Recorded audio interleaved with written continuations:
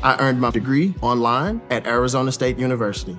I chose to get my degree at ASU because I knew that I'd get a quality education, they were recognized for excellence, and that I would be prepared for the workforce upon graduating.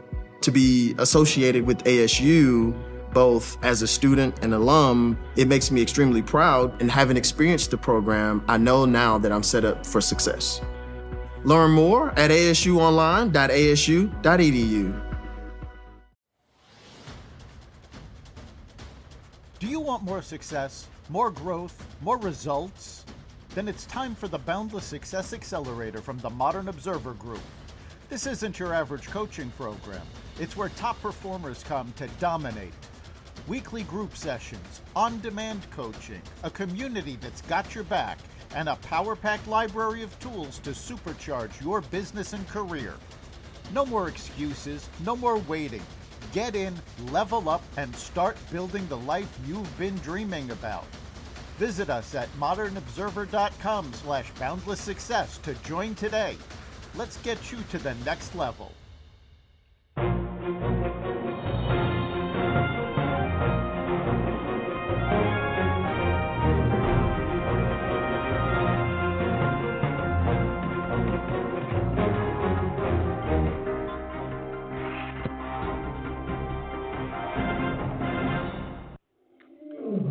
And welcome to another edition of Carnivore Bites. I'm your host, Jeff Sherman, along with Dr. Eric Lopkin. And I think this is very interesting because someone was commenting on what happened with Colbert and how it happened. There's many reasons, but how they kind of were just anointed. You had Carson back in the day, Letterman. They kind of earned their chops to get to where they were. Colbert was just kind of given it, as well as some of the other, let's just say, late night comics. But it's also interesting to me that Colbert's claiming that he's a victim, which is part of the liberal ideology and mindset. But how are you a victim, Dr. Lopkin, if you lose the company that you're employed to bring revenue in? You lose them $40 million. And not only that, talk about bloated government bureaucracy, like a staff of like 200. How does that even happen, Dr. Lopkin? And before I throw it out to you, and we go back, even though you're younger than me, but we go back to Carson, a master class, okay? Funny as hell, picked on liberals, conservatives, and just, I used to go to bed with it. And even I'm talking when I was a kid, like 12 years old. So he could relate to a 12-year-old and a 60-year-old, okay? He was funny. How the hell, a lot here, but how the hell did it descend into oblivion? Not even funny. And before I'm real quick, is I did hear a great commentary 2 years, 3 years ago, whatever, time flies, about how no one even laughs on the show. They just applaud. It's like a rally. A lot there, but you're up for the challenge. All right, let's start with him being let go in the first place. Okay, there's been a huge uproar about, oh, this is politically motivated because CBS needs government approval for their merger with Skydance through Paramount. Let's take a look at the facts. And you touched on one immediately. $40 million. And just to clarify this isn't that the Late Show lost $40 million. It's that the Late Show lost $40 million every year. So this was a massive money drain for the company. And the company is right now doing a lot of cost cutting. They announced they're getting rid of a lot of their international assets. The Late Show, certainly. And remember, they didn't just fire Colbert, they're canceling the show. Part of that is they're also planning on selling the Ed Sullivan Theater, because all of this is cost cutting. Is there politics involved with this? Absolutely. But it's not what people are yelling about. He wasn't fired because of politics. Politics is the only reason he still had the job. Colbert was on the verge of being fired back in 2016. And the only thing that saved him were his when he started going after Trump. And the liberals went, oh, yes, we have to keep him. So, yes, there's politics involved, but it was on the other side. Politics is why he had the job, not why he lost it. Now, you also mentioned 200 people. Yeah, there is absolutely no reason that show needs 200 people to do the show. And can I just interject something about that? How do ahead. you even have, I mean, 200, 100 is outrageous. 100, to produce that piece of shit? It is absolutely ridiculous. However, I am going to defend the show on the number of people, because I am going to make an educated guess that roughly 3/4 of the people that work on the show are required to work on the show because of union regulations and union deals. When the writers went on strike last year or 2 years ago already, I think, one of the things they absolutely insisted on was an inflated number of people in the writer's room to write these skits. So you had those union deals that very obviously inflated the employee account of the show. Now, how many of those people were necessary? Well, I have it on good authority 50? that the Gutfeld show, which competes with Colbert and routinely beats it. Let's call a spade a spade. The ratings for Gutfeld, which is on cable, is greater than the Tonight Show, the Colbert and Kimmel combined. And he has approximately 30 people putting that show together. And that includes tech people like camera operators, yes, all that stuff.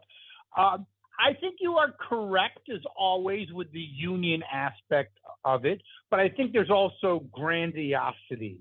I think Colbert had an ego that had no bounds. And I think if you really probably were in that situation, he's probably a pain in the ass to work for, a prima donna. And I actually think that, yes, for the time being, the Tonight Show late night will be canceled, not only with Colbert, but others, NBC, ABC.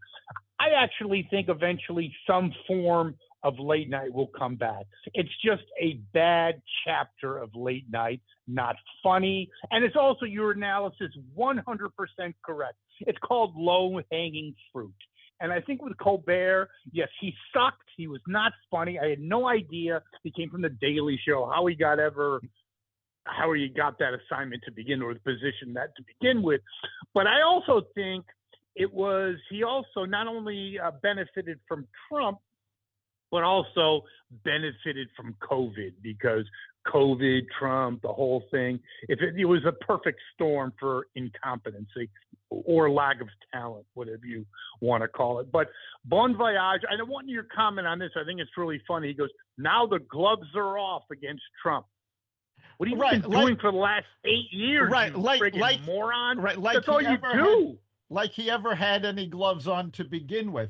But Hollywood is rallying around him. In fact, there was an article in the Hollywood Reporter that says they actually expect, now that Colbert has been canceled, that he's actually going to win an Emmy now.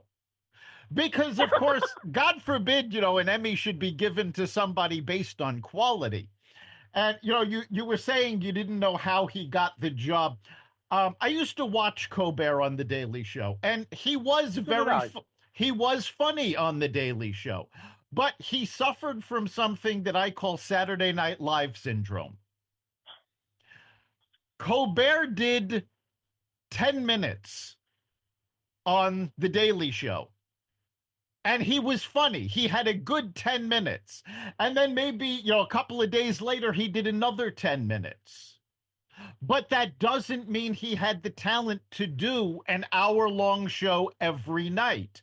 The reason I call it the Saturday Night Live effect is because Lorne Michaels, who's long been the executive producer of Saturday Night Live, went through this incredible period where he would take absolutely hysterical sketches and try to make them into movies. And something that works for 3 minutes on television does not work for an hour and a half in a movie theater. At Arizona State University, we've made online education better, smarter, and more personalized so you can go further in your aspiring field. I decided to pursue medicine once I realized that ASU did have the online program for biological sciences. You're still required to learn the same curriculum. You're still being tested on the same content that anyone would be tested on in person. The comprehensiveness of the program prepared me so well for medical school. Explore over 350 plus programs at asuonline.asu.edu. Yes, I would agree with that. Let me interject one other thought for your interpretation.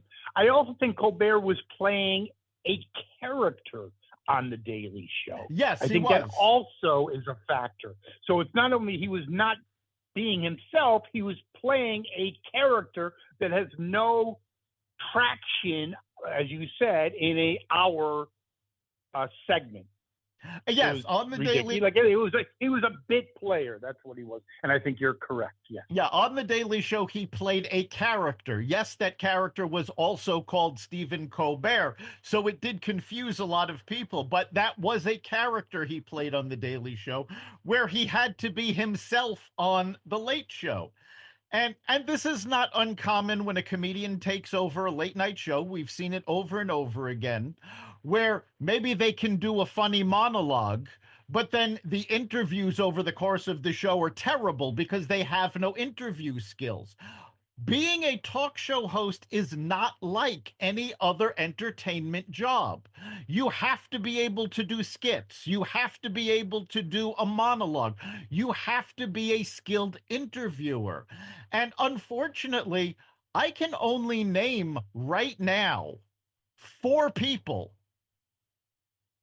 people that actually successfully pulled this off. And that's Johnny Carson, David Letterman, Arsenio Hall, Conan O'Brien, and Craig Ferguson.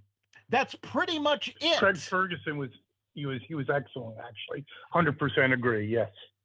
Yeah, I think you mentioned Jay Leno.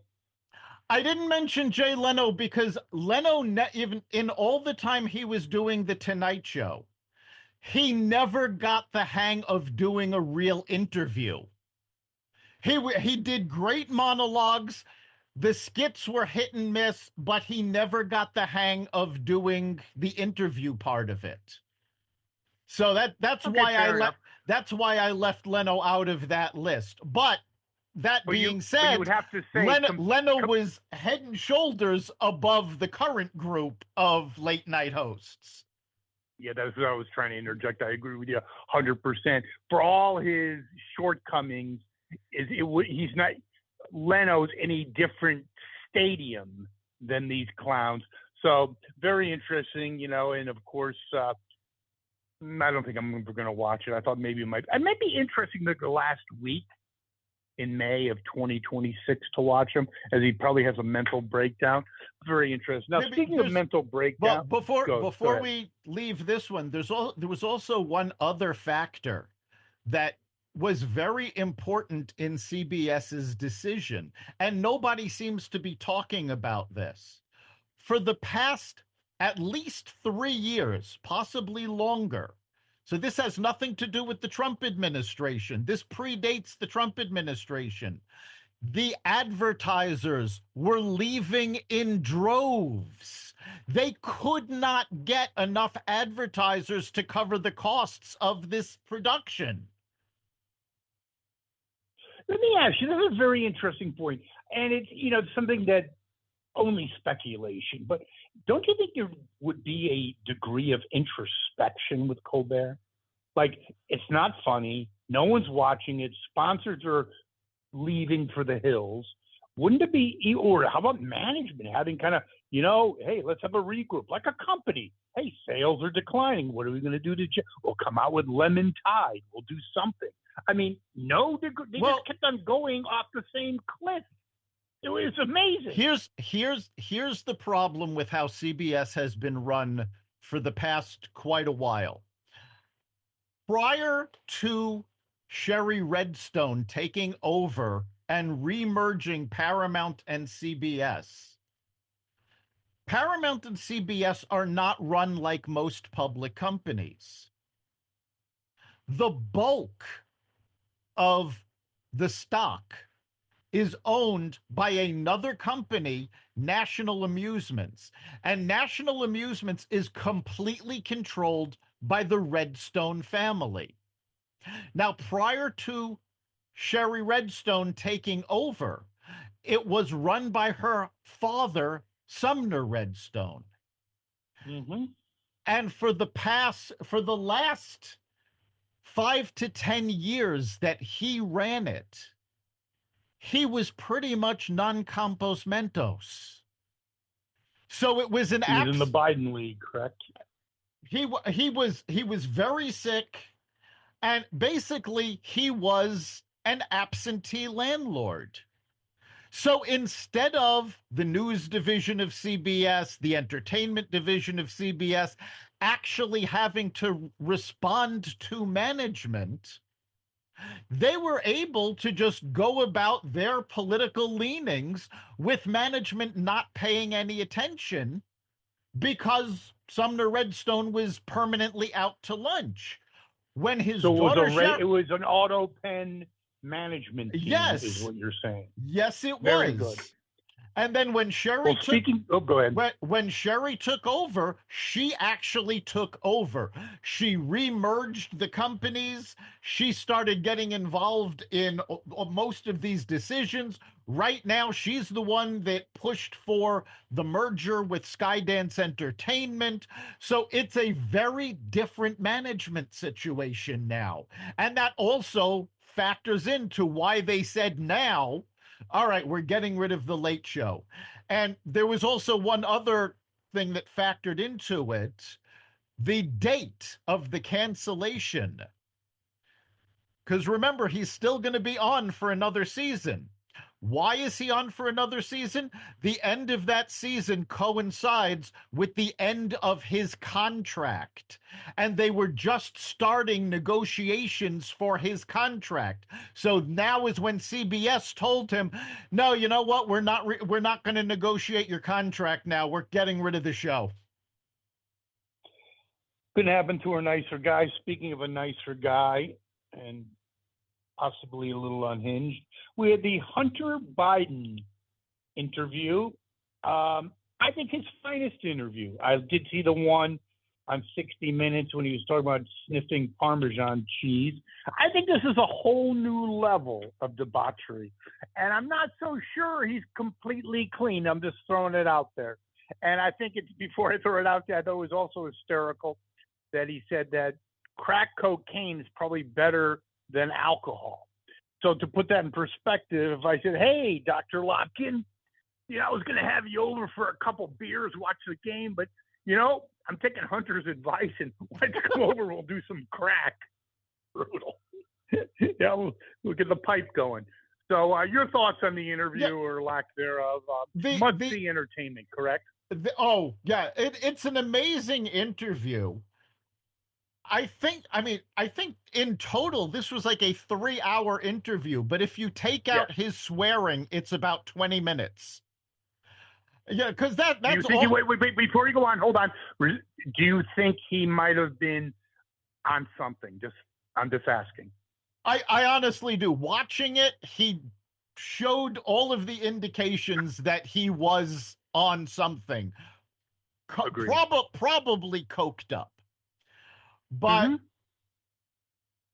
the fact that he's now doing these interviews, and we're referring to this one interview, but he's done a number of others, really shouldn't surprise anybody, because Joe Biden did a couple of interviews recently, and after every one of them, the Democrats went, "Oh, please just go away. We don't want to hear from you anymore. Every time you open your mouth, you're just making it worse." Well, if they completely shut down Joe Biden, Hunter has no money. The only job Hunter ever had was selling Joe Biden's influence.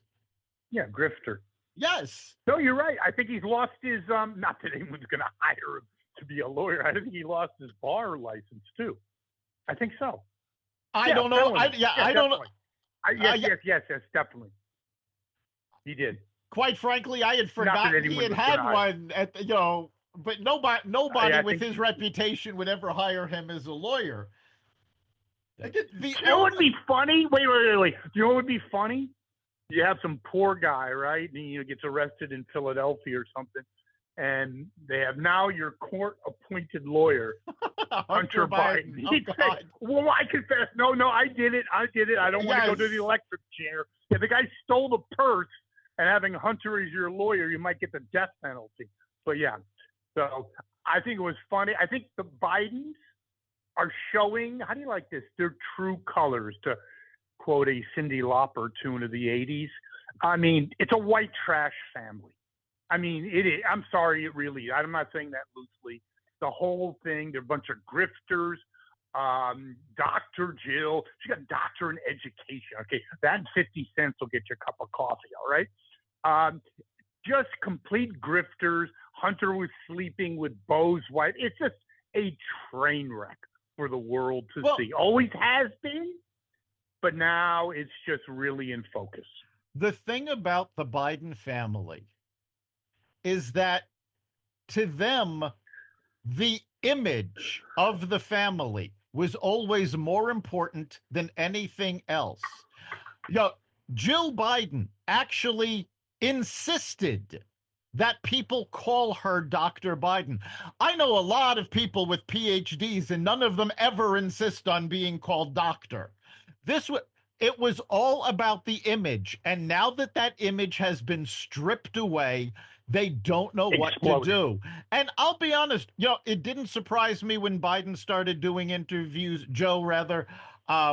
It surprised me that Hunter actually did interviews, but what actually surprised me most is how quiet Jill Biden has been. She's actually the one I expected to be out there defending the family.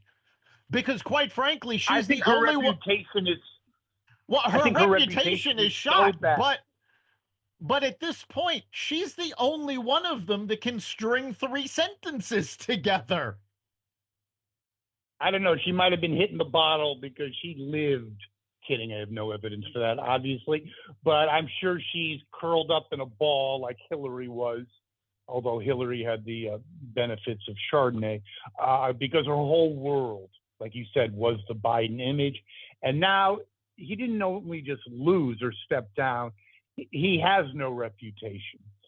And I'll throw that out in terms of reputations. We have Tulsi Gabbard and I know what you want to call it, the Obamagate. Mind-blowing. And I just want to set up a couple things. I'm going to have the doctor run with it. You have Hillary, you have Obama, you have people throwing around things like treason. You also have Molly Hemingway and Greg Jarrett, both very respectful people, called it the worst scandal in American history. You have the DOJ now having criminal referrals. And okay, I'll stop there. You run with it. And then I have just something else about the media involved with it. Go ahead. Yeah, let's just go over the facts really, really simply. In December of 2016, after Trump was already elected, the intelligence services found there was no evidence of Russian collusion or Russian influence peddling to try to affect the 2016 election. Not only were those reports redacted so that any findings that there was no Russian interference were blacked out, but Obama was involved in meetings. I don't think Hillary Clinton was involved in the meetings at that point, but it was her, Crossfire Hurricane dossier that was the basis for all of this. Joe Biden. Well, let me interject one thing about Hillary.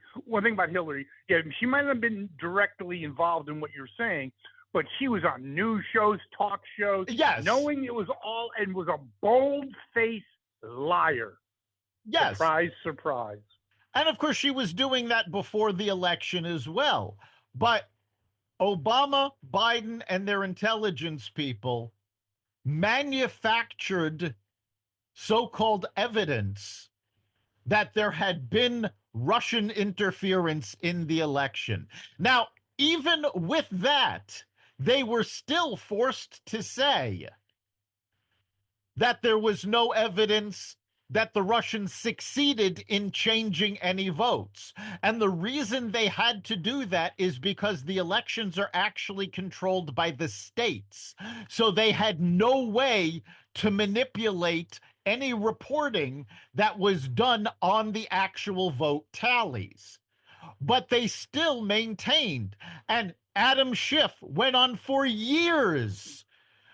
This launched investigation after investigation at taxpayer expense, no less. And crippled Trump's first term. Yes, and all because they could not accept the fact that the American people did not want Hillary Clinton as president. I think it's even deeper than that. I think I find this fascinating. I think when Trump was running in 2016, 2015, and he talked about the swamp, it was just a tagline. Did he believe it? I'm not even so sure. Whatever. It just made good. It was good for rallies. But I believe that behind a lot of this is that they feared Trump because the deep state was at risk. Honestly, I don't think up until election day they had any fear of Trump. I don't think they thought he had a snowball's chance in hell of becoming president. They believed, but they tried to sabotage. No, but you're right. Very good point. They did try to sabotage. No, they tried to sabotage it because they were fearful that business as usual would not be business as usual. They wanted to put the governor on his initiatives. Right. They did want to stop any plans he would have had. But honestly, they had everything set so that they were convinced that Hillary Clinton was going to be coronated as the next president. Remember, the Democratic Party had already rigged the primaries for her. And as seen by lawsuit after lawsuit, filed by Bernie Sanders supporters, and Bernie Sanders himself has admitted, yes, the 2016 primary was rigged in favor of Hillary Clinton. They didn't believe for a minute that they had anything to worry about until about probably 1 a.m. election day, when all of a sudden Hillary still had not been declared the winner. And then by 3 o'clock, she'd absolutely lost it. And at that point, and I think that's what makes this so insidious, because they didn't manufacture this evidence and subvert the intelligence findings during the election. They did it against Trump after he was already elected. This is what they weren't doing this to take out a candidate. They were doing it to take out the duly elected president of the United States. Lopkin, I love it. I just need your input on one thing, among others.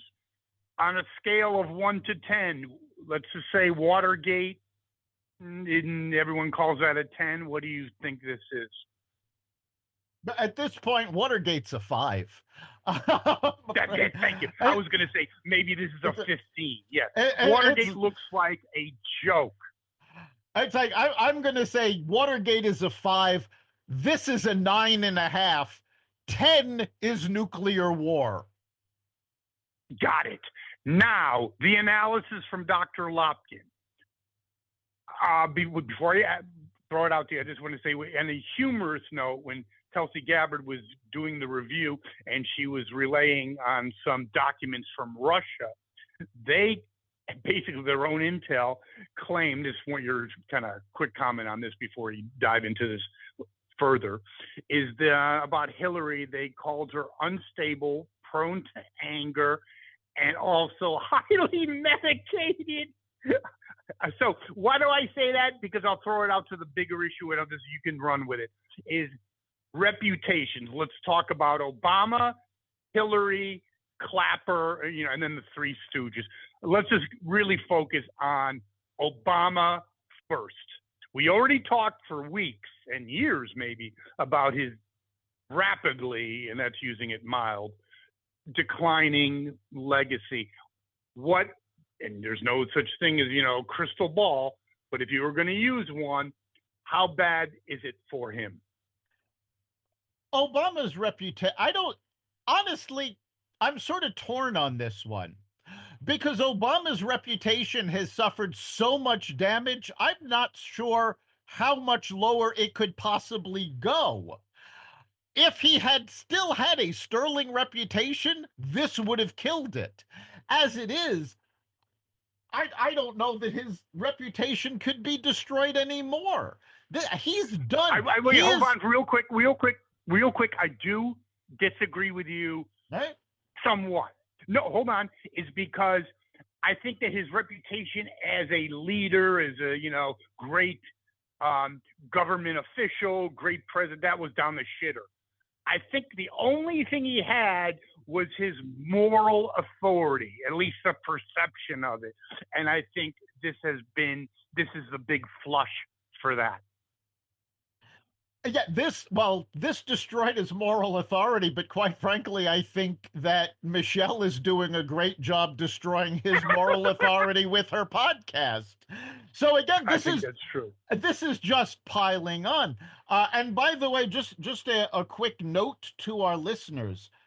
Please, all of the documents in question are available online. Almost every news site has them posted. Go read them for yourself. Don't take our word for it. Go read the actual documents. Good suggestion. Yes. I think, we were talking about the Obamas. I think this could be the final divorce declaration. I think that I think it's funny because the whole shtick was falling apart anyway. This just blows it up. I think Hillary, she might end up in a mental hospital because she went from the cat's meow, so to speak, 2015. I don't know. John Gotti's got a better reputation. It's bad.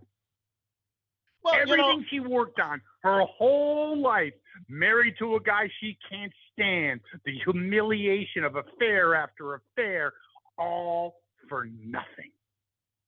Yeah, she got nothing out of it. I mean, you compared her to John Gotti. I mean, in all fairness, when John Gotti killed somebody, he just killed them. He didn't make it look like suicide. I like that. Now, so so to wrap this part of it up, what do you think is going to be the end result? That's a really tough question. Do you think there will be actual criminal referrals? I think there may be for the Three Stooges, not for Obama and Hillary. Your thoughts? Well, Clapper, Brennan, Comey. It has already been referred to the DOJ for investigation. Right, yes. Will they bring charges? No, I don't think Hillary or Obama are going to have any charges against them. There might be some charges brought against some of the lesser people, but given what happened in previous trials regarding Crossfire Hurricane, I don't think anybody's going to see a minute of penalty on this. I think a liberal Washington D.C. jury, if it even gets that far, will go, no, we don't agree. They're in it, they're not guilty. Let them go. I agree with that, but I think what's going to happen is a Comey on steroids, meaning in 2016 when he cited all the reasons why Hillary should have been indicted, but said there's not enough here. I think they're going to have, they're not going unscathed, and there's no free pass. They're going to list everything very formally. I'm talking Department of Justice, and saying, but we do not intend to pursue criminal charges on Hillary and Obama. I think, given the hatred of Trump, Comey, I wouldn't exactly say he's going to get a free pass. Brennan might take a bullet too, not literally, figuratively. Your thoughts on that? Yeah, again, if it manages to go to trial, unfortunately, this has to be tried in Washington, D.C. And I don't see a Washington, D.C. jury finding for the Trump administration against these folks. So I think their reputations will be, dragged through the mud. They'll certainly never work again, but I don't think they'll get the punishment they deserve. Maybe minor point, but do you agree with me that they'll have a formal reading, the Department of Justice, of all the malfeasance of Obama and Hillary? Let's just focus on that. Absolutely. So it will be very damaging. Now, what I was shocked about, Dr. Lopkin, because the Steele dossier and other, let's just say, misinformation was leaked to outlets, in particular CNN, who ran with it like big dogs, Jay Tapper and the rest of those, and Humpty Dumpty and the rest of those idiots. I was shocked, and I'm really not just saying this for hyperbole. I mean, I'm really being honest. So I was watching Fox, preparing, taking notes for the podcast and so on and so forth, because I thought this was a breaking story, which it is. So I go, wow, it can be interesting. Let's see what CNN has. Essentially, reading between the lines, paraphrasing, it was like, kiddies, you can't watch this. This is a little too much for you, kiddies. Let us talk over the press conference and tell you what's really important.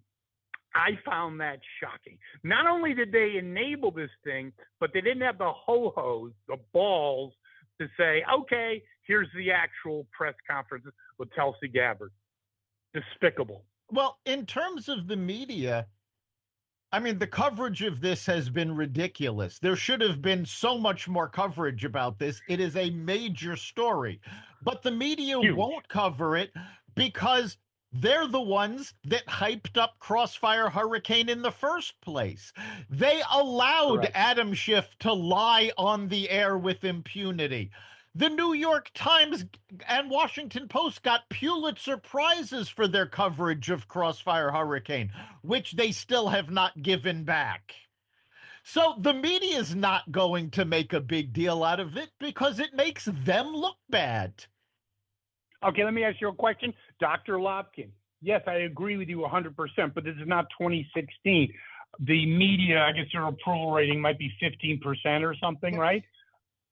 Younger people in particular get their news in various fashions, streaming among others. I think it's further, I don't know if it can go any lower. It's not going to help, especially CNN's reputation, because let's say a billion years ago, their whole foundation was the authority of news, or whatever the hell it used to be. It's just done. And you have to be a real moron. Before you go on, though, you have to be a real moron when you see a press conference, but people are not having that live feed, just the visuals, and they're talking about what they think. Obviously, you don't have to be a Mensa candidate to know they're covering up something. Hello. Yeah, I mean, CNN and MSNBC's reputations were in the toilet to begin with. This isn't going to help any. But I think what's, in terms of the media, the fact they're basically just saying, well, you know what? We know we're irrelevant. We don't care. We're going to tell you what we want to tell you anyway. And in fact, and this actually goes back to where we started with Colbert. There was a great political cartoon about the cancellation of the Late Show. And the image is a couple sitting on a couch and their kid sitting on a chair next to the couch. And the woman is saying, well, you know, Colbert was fired for political reasons. And the husband is saying, well, he was, lost $40 million a year, so they were getting rid of him. And the kid said, who's Stephen Colbert? That's excellent. That's true. And that that's gets the back to same the point situation here. The younger generation, they don't care what CNN or MSNBC says. They don't even watch these networks. And do you know who does? And you coined the phrase, the what, tour of the irrelevant or something? Yes. Yeah, you're baby boomers. They're the ones that are, so, and demographically, from an advertising perspective, their value's about 3 on a scale of 100. There you go. But speaking of deceitful people, we have Adam Schiff might have his little ass in a sling. Mortgage fraud, pretty straightforward. Yeah, apparently. Claiming Delaware primary residence. And by the way, let me ask you before you give your analysis, how can you claim Delaware as your primary residence when you're a senator in California? That doesn't completely jive. Well, what I find so amusing about this isn't that Adam Schiff did this. It's how often this is now coming up, because this is exactly the same thing that Letitia James did. And it's what they actually tried to charge Trump with, that he didn't actually do. So this goes back to what we've been saying for years. Everything the Democrats accuse Trump of doing is what they have actually done. But it is mortgage fraud. I mean, it's not just hyperbole or some bullshit, gray area. It's pretty straightforward. This is a criminal offense. And at the very least, he needs to be censured by the Senate. He needs to lose his law license. And quite frankly, if they've got the evidence, they need to charge him and put him on trial. I think it's going to happen. Do you know why I say so? Because Victor David Hansen did this. Trump doesn't give a shit. Now, he cares about, being successful, I guess. He's not going to run again, unlike some Dems say in the media. So he hates this son of a bitch. Why wouldn't he put the screws to him? He's not going to let him just go. That ain't going to happen. It's clearly mortgage fraud. And you talk about how can you represent something? It's like, I don't know, someone's senator from Connecticut and their major or their actual house or first resident is in Delaware. You're not from Connecticut then. Well, plus the legal or financial ramifications, because a second home, you are charged a lot more interest than a primary residence. That's where the fraud is, and that's what he's guilty of. I think not only should he be censured, I think he should be impeached from the Senate. How do you like that? Censure is a bunch of bullshit. Here's the problem. You have a jurisdiction problem. I don't think the Trump administration and the DOJ have any real jurisdiction over this. This has to be adjudicated, I believe, and I could be wrong, by the California attorney general or district attorney. Nobody who's in elected office in California is going to go after him. Great point, Dr. Lopkin. Then censure would be a very apropos. Or couldn't he be thrown out of the Senate? he could be thrown out of the Senate. We do now have precedent from the senator from New Jersey that they just removed. Was it last? Last year. Yeah. And that was before he went on trial. So yes, they don't have to wait for a trial if they want to throw him out for this. It's very possible that the Republicans could do that. They do have control. I don't know if this is something that requires a simple majority or if they need the 60 votes. If they need the 60 votes, it's not going to happen. My guess, and I do not know, I think it's going to need 60, but Probably. That's just my guess.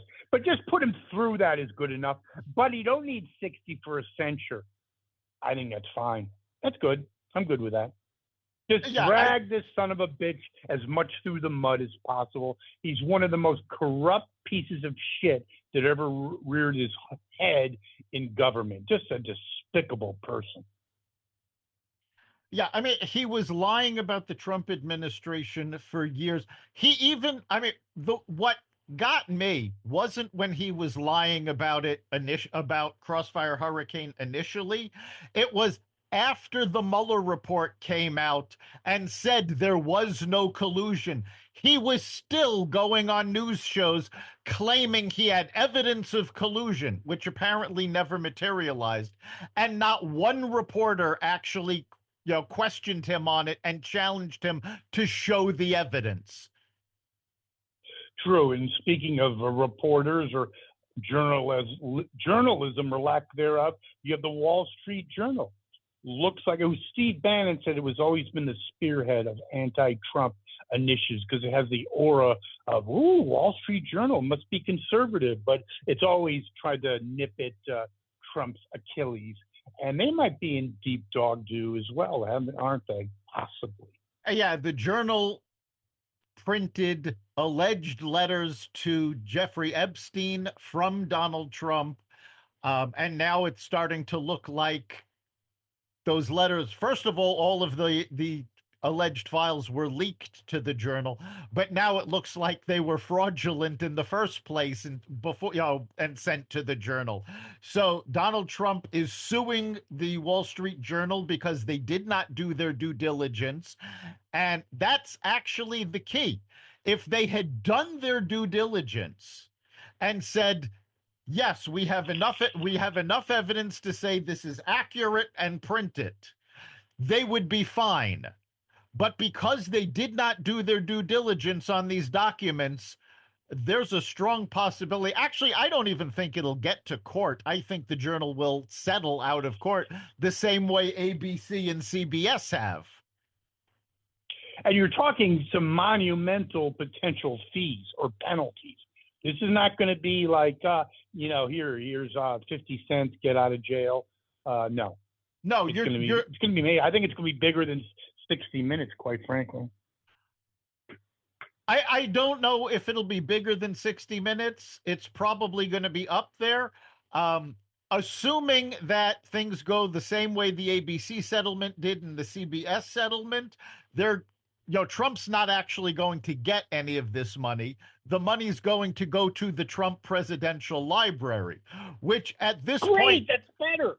Because of all of the lawsuits that the media has settled with Trump, all of that money going to the Trump Presidential Library, he's going to have a presidential library long before Obama's is ever completed. Actually, I heard that Obama's presidential library is going to be turned into a Motel 6. There you go. Now, ending on a couple of humorous notes, Mayor Pete, the DEI poster child of politics, spent how much, Dr. Lopkin, on DEI initiatives? Yeah, I don't know why you would label this as humorous, because there's nothing humorous about this story. Guys are Pete Buttigieg, as Secretary of Transportation, spent $80 billion on DEI programs, and more importantly, knew that the air traffic control system was desperately out of date and needed to be updated. And when he was asked by the airline industry about those updates, he literally told them, "Why would I update our equipment? That would just allow you to fly more planes." Oh, God.